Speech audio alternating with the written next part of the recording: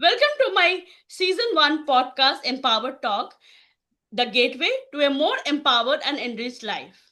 Empowered Talk is not just a podcast, it's a transformative journey where we compiled a success story. So, before I inviting my very special guest today, let me introduce something about me. Well, my name is Arpita Chatterjee, and I embarked my professional career at the age of 19 years as a receptionist, and eventually I reached the position of business head. This year, my name has been nominated as vice president in my organization. For last 3 years, I'm also learning from eminent life coaches, and I'm become a certified mindset and life coach.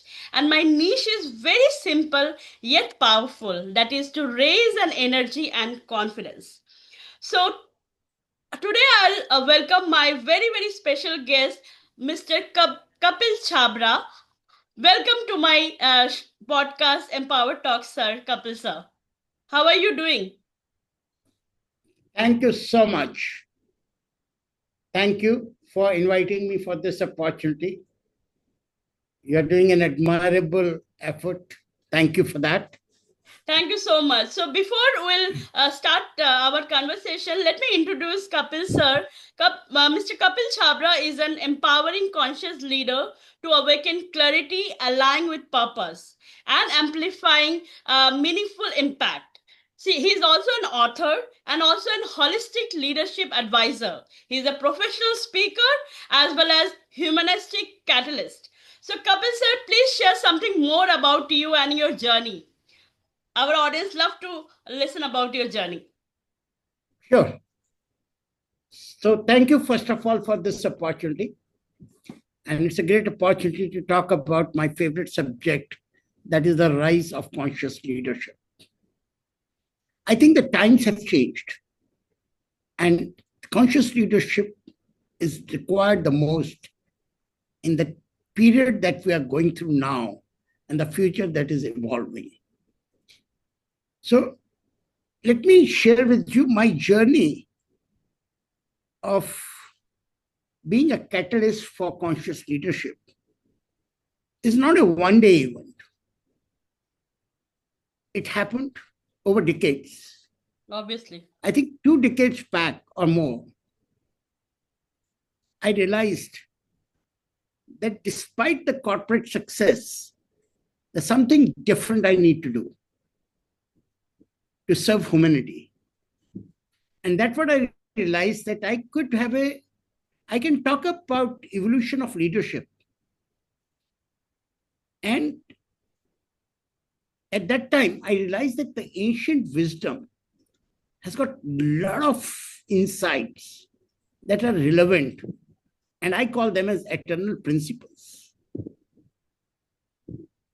So that I had a twofold zeal at that point of time, understanding ancient wisdom more, and also evolving myself as a leader.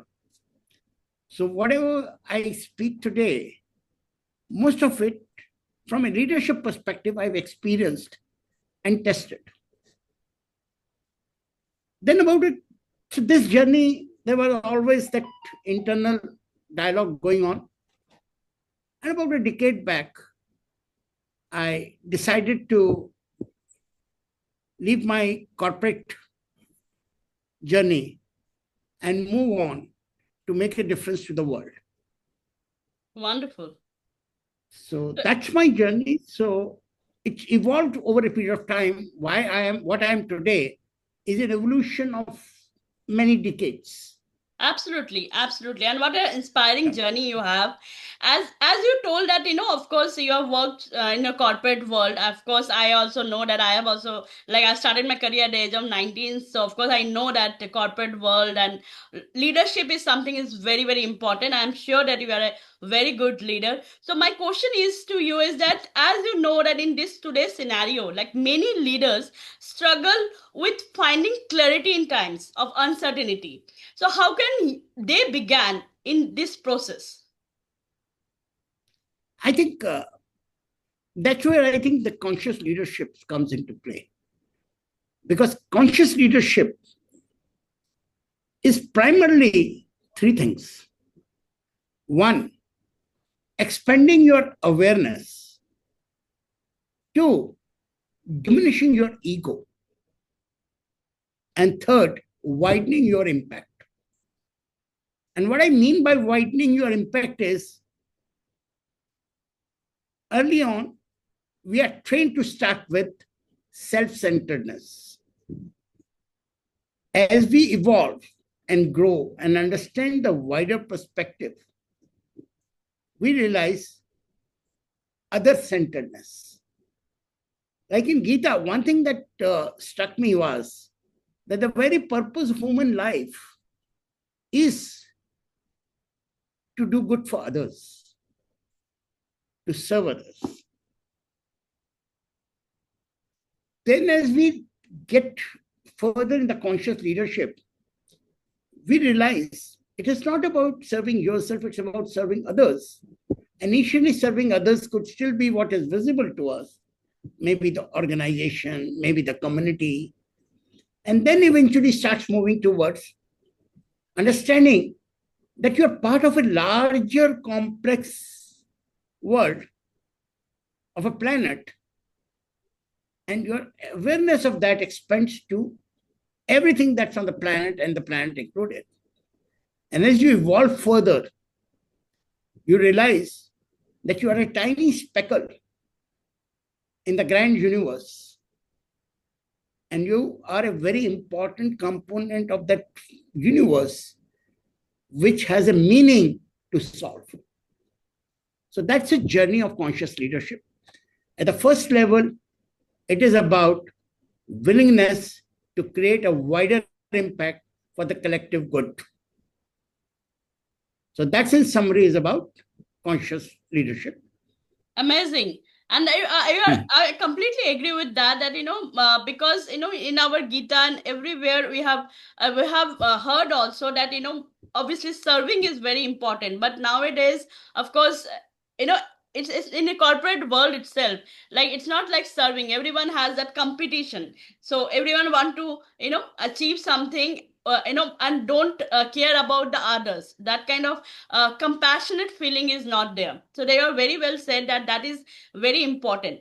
So I just want to know that what are the practical some practical like steps, if you can share with us, that leaders can take to align with their true purpose. So I think the very first step is to having understanding about yourself. So it's about understanding yourself, self-awareness, and awareness of the wider world. So awareness. Second is the clarity of your purpose. Clarity who you need to be to deliver on what you intend to deliver. And it's a continuous learning journey.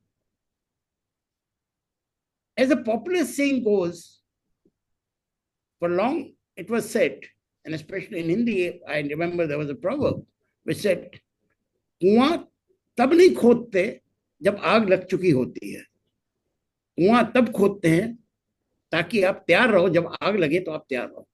Wonderful. Same is about this, that you don't dig a well when the fire is already on. And unfortunately, we are reaching a phase where, with all what we see around us, the fire is almost on. So, but you still, as a preparedness, you need to dig your well in advance. So, first is awareness, second is clarity, and the third is intention. Many years back, in our ancient wisdom, we talked of 4 Purusharthas. And the first Purushartha was dharma, and that means righteous actions. So, idea is that as a leader, it's your dharma to do righteous action, even when it is uncomfortable to do so. So that needs courage, that needs kindness, and that needs wisdom. Wonderful. So this is how. And what you can do is, it's for me, it starts with me time. Yes. How much time we really spend every day with ourselves, Right. meditating and reflecting on a commitment of the right section for the right things, the right way. Right. That's what I would summarize it to be. Absolutely right. You are very well said that that three things that is very important is awareness, clarity, and intention. So of course, awareness is like, because we in a fast-paced life, we are so overthinker. We never have that. We don't get a time to just sit in silence, and you can just just think about ourselves, or you can just align with ourselves. That is, we don't have time. So, what one daily practice you are doing to align yourself from your, mind, soul, and body, and all this awareness and mindfulness? What daily practice you are doing? I think you need to have a reflective moment, what I call as the me time. Right. And I call it as a ABC process. Okay. Other than meditation on that, but for rationals, it's a ABC process. Number one, audit your why. Wow.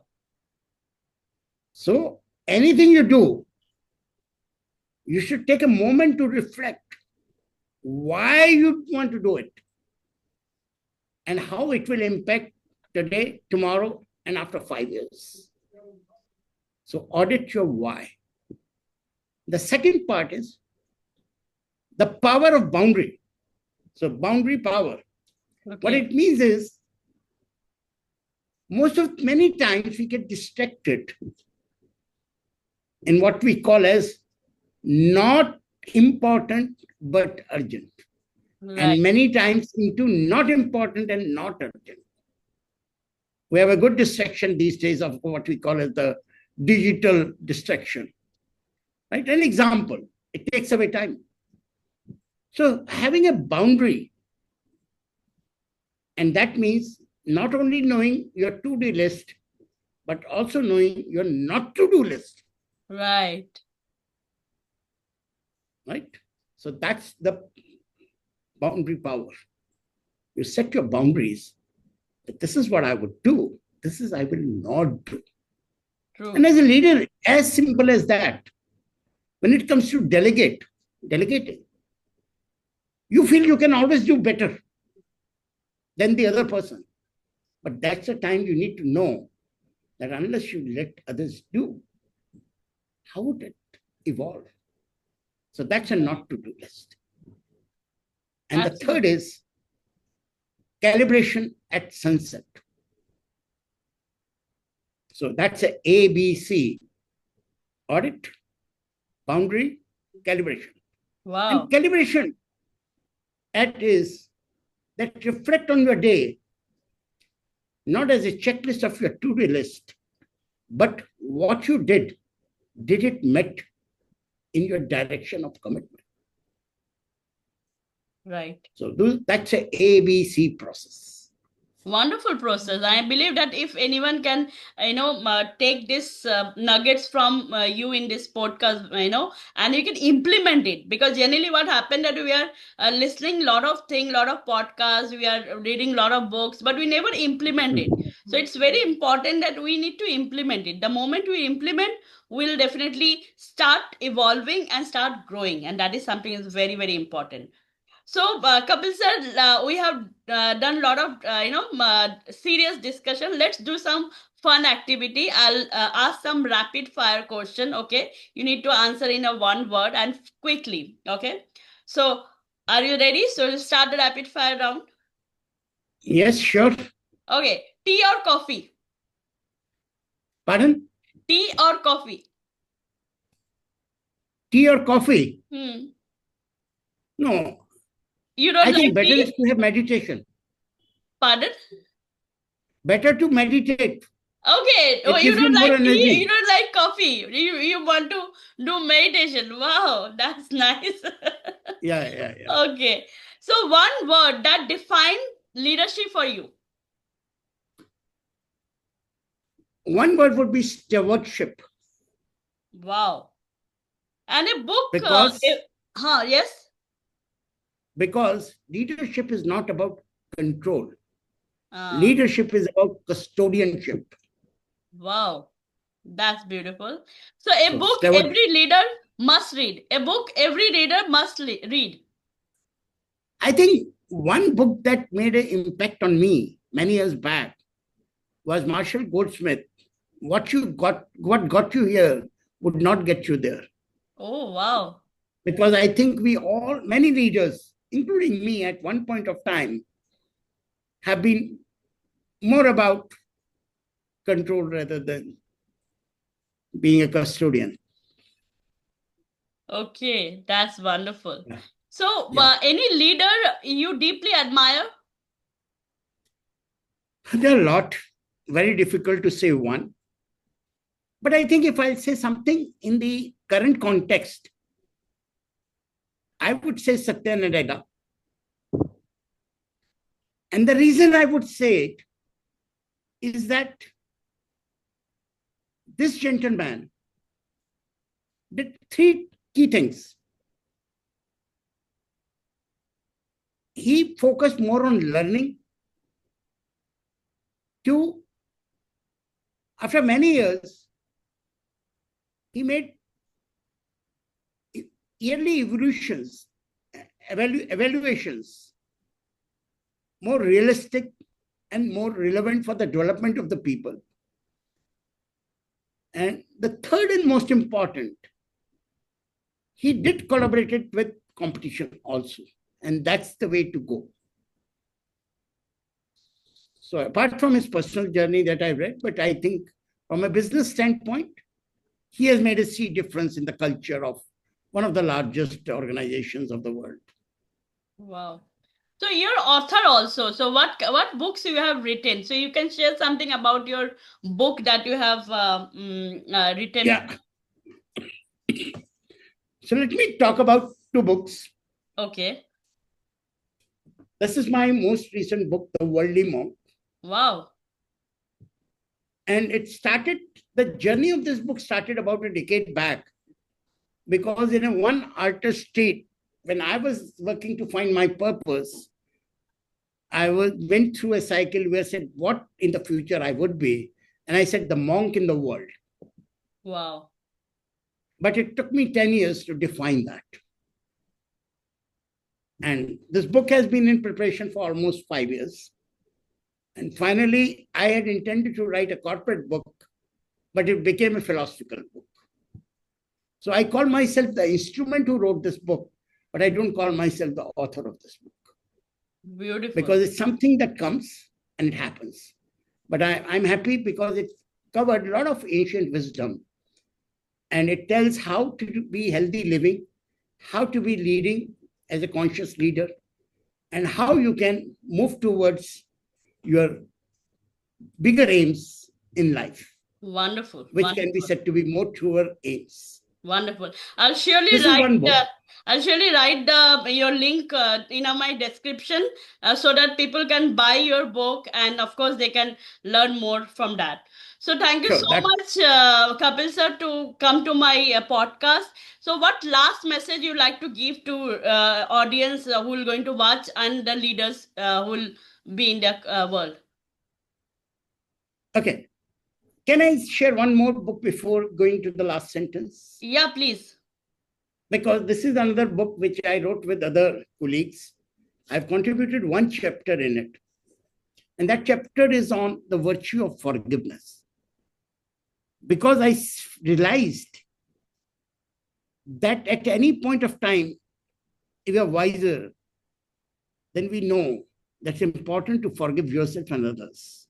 Yes. Because if you don't do that, you carry heavy weights and you can't rise. So I call it forgiveness as the first step for wisdom. And to make yourself available for future growth. Wonderful. Now, coming back, one sentence that I would like advice to the young leaders would be focus on the quality of your inner being, because your true impact will never exceed the consciousness from where it emerges. Wonderful. Wonderful, sir.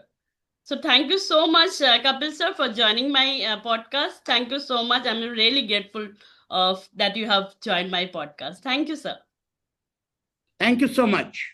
Have a good day.